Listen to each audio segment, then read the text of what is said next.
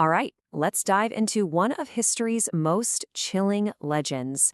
We're talking about a secret cult of assassins, a reign of terror that supposedly lasted for centuries, and a mystery that honestly still sparks debates today. We are talking about the thugs of India. Imagine this. For over 300 years, there was this deep, gnawing fear on the long, dusty roads of northern India. Everyone knew someone, or at least heard a story about someone, who had set out on a journey and just disappeared.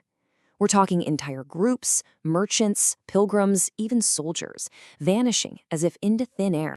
931. According to the legend, that's how many deaths a single man was responsible for.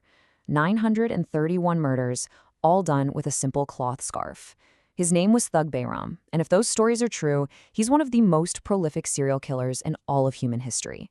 But how did he do it? And was he acting alone?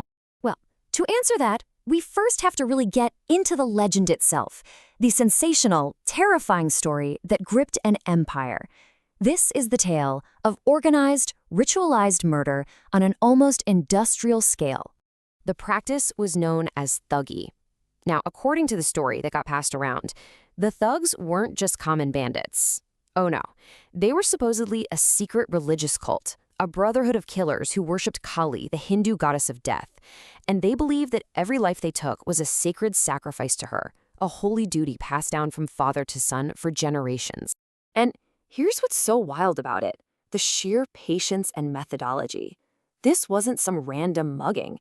Thugs would pose as fellow travelers, just blend right into a caravan.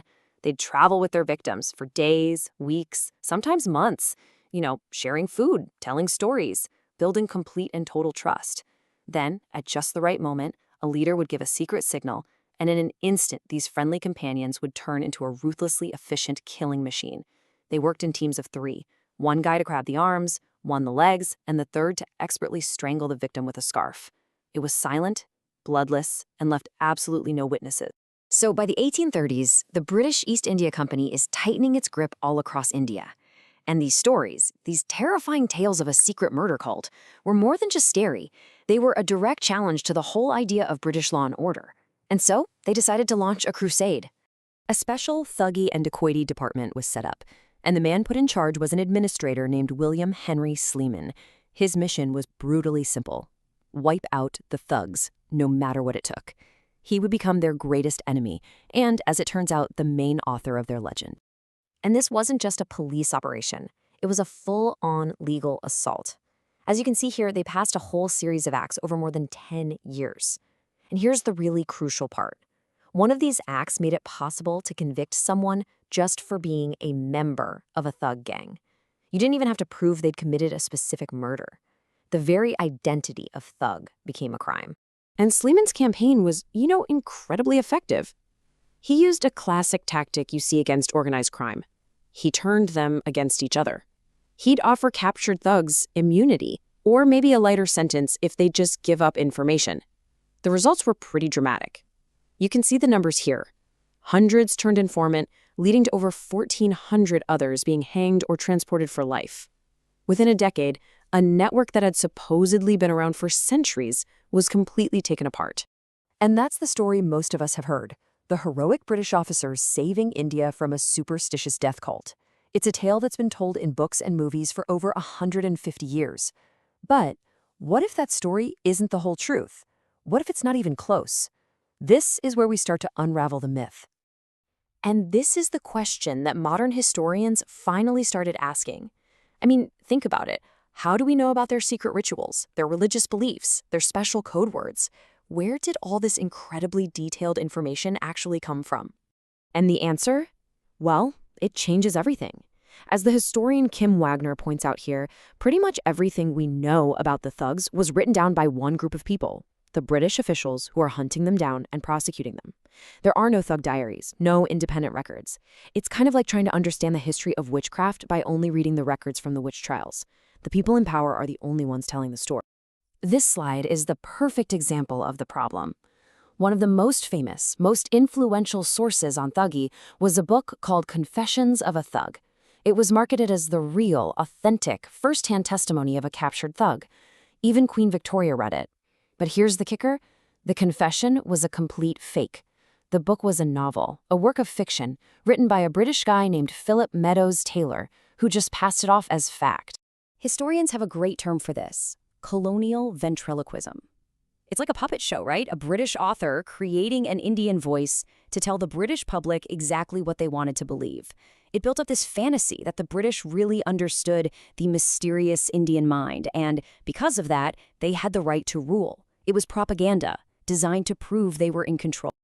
Okay, so if the thugs weren't this Kali-worshipping death cult, then what were they?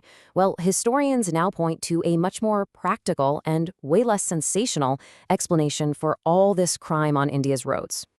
Here, you can really see the two narratives side by side. The British saw this bizarre, superstitious reason for murder that just had to be stamped out by a civilizing force. But when you look at the actual historical context, you see a totally different driver: political chaos and pure economic desperation. So let's look at what was actually going on in India at the time. The old Mughal Empire was falling apart. The British East India Company was grabbing more and more territory, defeating local rulers, and, this is key, disbanding their armies. Suddenly, northern India was flooded with thousands of highly trained professional soldiers with no jobs. In some of these regions, farming was tough. So what were these guys supposed to do to survive? For a lot of them, organized banditry was the only option left. And what about that famous method, the strangulation with a scarf? Well, from this new perspective, it wasn't a ritual at all. It was a brutally practical choice.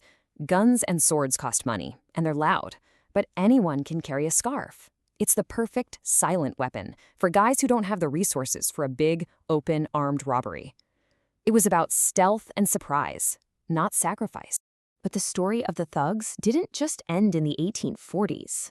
The way the British defined them and crushed them created this powerful legacy that would end up shaping law and society in India for the next 100 years and even beyond. So why did this particular story, this myth, become so famous? Because, frankly, it was incredibly useful politically. The story of a barbaric, superstitious death cult gave the British the perfect moral justification for colonialism. See? It wasn't about conquest or money. It was about saving the natives from their own terrible impulses. It was the classic white man's burden argument in action. And this way of thinking had horrifying, real-world consequences. The idea behind the whole Thuggy campaign, that criminality could be hereditary, passed down through your family, led directly to something called the Criminal Tribes Act of 1871. This law literally branded entire communities, often nomadic groups, as born criminals, subjecting them to constant surveillance and control for decades. Which leaves us with a pretty big, lingering question. The story of the thugs shows how a complex social problem, in this case economic despair and organized crime, can get twisted into a terrifying myth to serve a political agenda. And it really forces you to ask, how many other stories we just accept as historical truth were shaped not by what actually happened, but by who had the power to write the story?